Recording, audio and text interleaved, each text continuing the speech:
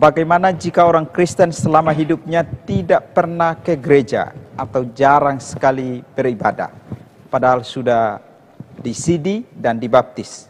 Bagaimana tentang keselamatannya? Tergantung kenapa dia tidak pergi ibadah di gereja. Ya, kalau misalnya dia lumpuh, habis dibaptis ya tinggal di rumah saja ya, sampai mati tidak pernah injak gereja, gedung gereja, ya tetap kalau dia sungguh-sungguh percaya dia selamat. Atau kalau dia rumahnya, jarak dari rumahnya ke gedung gerejanya 200 km. Ya, tidak memungkinkan dia ibadah sendiri di rumah. Atau dia ibadah online saja. Kalau model seperti itu, alasannya seperti itu, ya bagi saya nggak ada masalah dengan keselamatannya. Yang penting dia adalah orang sungguh-sungguh percaya Yesus. Tapi kalau misalnya dia memungkinkan untuk dia pergi beribadah bersama, ya hanya berapa langkah saja bisa sampai di gedung gereja, ya berapa menit saja dengan kendaraan sampai, tapi karena kemalasan atau keengganan beribadah bersama, saudara bilang dia sudah dibaptis dan sudah disidi, tapi menurut saya dengan kemalasan semacam itu menunjukkan ciri bahwa dia memang belum sungguh-sungguh percaya. Karena orang kalau sudah sungguh-sungguh percaya, dari hatinya tuh punya kerinduan untuk memuji Tuhan. Dia kalau sungguh-sungguh percaya, dia sadar bahwa dia orang berdosa, dia orang yang mestinya binasa, diselamatkan dari kebinasaan kekal, lalu dia wujud bersyukur pada Tuhan, dia mau memuji Tuhan, dia mau bersekutu dengan Tuhan, ada kerinduan di dalam hati, seperti rusa rindu sungaimu, demikianlah jiwaku rindu engkau. Amen. Ya. Nah, maka dia pasti akan berusaha untuk berbakti. Tapi kalau seumur hidupnya jarang sekali atau bahkan nyaris tidak pernah, kok ini tidak menunjukkan ciri-ciri dari orang yang telah diselamatkan oleh Tuhan, ya. Sehingga model seperti itu menurut saya dia hanyalah Kristen KTP saja, dan dia tidak sungguh-sungguh percaya Yesus. Orang seperti itu mati itu tidak akan selamat, dia pasti akan binasa di dalam neraka, ya. Jadi ingat ya, bahwa tabisidi dan baptis itu sama sekali tidak menyelamatkan kita. Saudara semua yang dengar siaran ini juga, kalau saudara sudah dibaptis, sudah tabisidi, tapi hidup saudara tidak menunjukkan ada perubahan ke arah yang positif, termasuk di dalamnya kerinduan untuk bersekutu dengan Tuhan, maka jelas bahwa kekristenan seperti itu, walaupun dibaptis, ditabisidi, itu tidak menyelamatkan saudara. Karena itulah maka sungguh-sungguhlah percaya kepada Yesus.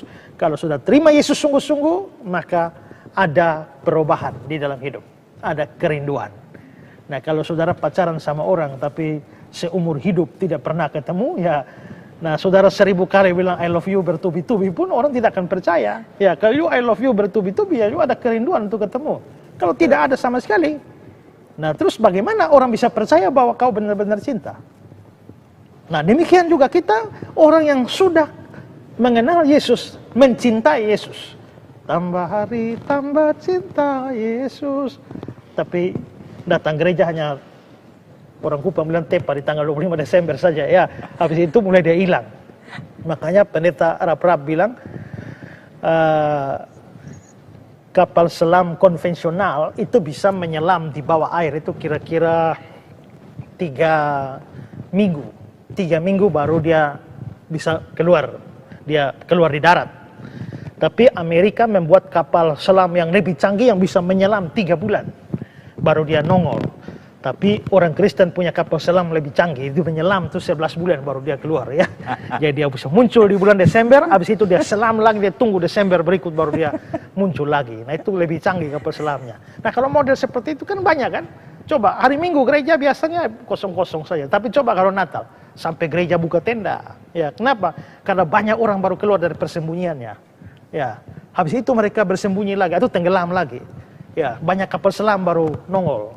Nah, kalau model seperti itu ya kita tidak menunjukkan ada semacam kerinduan kepada Tuhan, dan kerinduan kepada Tuhan itu menentukan apakah kita sungguh-sungguh orang percaya atau tidak. Ya. Oke, jadi menurut saya kalau ciri yang saudara sampaikan, kalau dia tidak punya alasan yang masuk akal untuk tidak ke gereja seperti yang saya sebutkan tadi, maka dia orang Kristen KTP dan tidak akan selamat sekalipun sudah baptis atau sidi. Ya. Yayasan Karya Bakti Esra Soru atau disingkat KABES hadir sebagai wadah untuk memberitakan Injil dan melayani secara holistik. Yayasan ini didirikan oleh Pendeta Ezra Alfred Soru di Kota Kupang, Nusa Tenggara Timur dan bergerak di bidang sosial dan keagamaan. Yayasan ini memiliki visi menjadi lembaga yang mempunyai andil dalam membentuk kekristenan yang gigih dalam memberitakan Injil serta setia kepada ajaran yang alkitabiah dan melayani secara holistik. Dan misi dari yayasan ini yaitu melakukan pemberitaan Injil dan penyebaran ajaran yang alkitabiah secara langsung maupun melalui berbagai media, juga mempersiapkan dan mengutus misionaris-misionaris lokal ke berbagai wilayah, terutama ke pelosok-pelosok, serta mengadakan seminar-seminar atau pelatihan-pelatihan doktrinal, dan melakukan aksi-aksi sosial yang mengarah kepada pelayanan Kristiani yang bersifat holistik. Berikut serangkaian kegiatan yang telah dilaksanakan oleh Yayasan Karya Bakti Ezra Soru.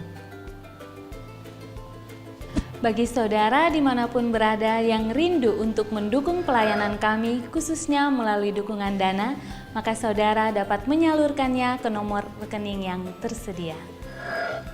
Untuk informasi selengkapnya dapat menghubungi Sekretariat Yayasan Karya Bakti Ezra Soru melalui nomor berikut ini. Mari beritakan Injil dan melayani sesama dengan kasih bersama Yayasan Karya Bakti Ezra Soru. Tuhan Yesus memberkati.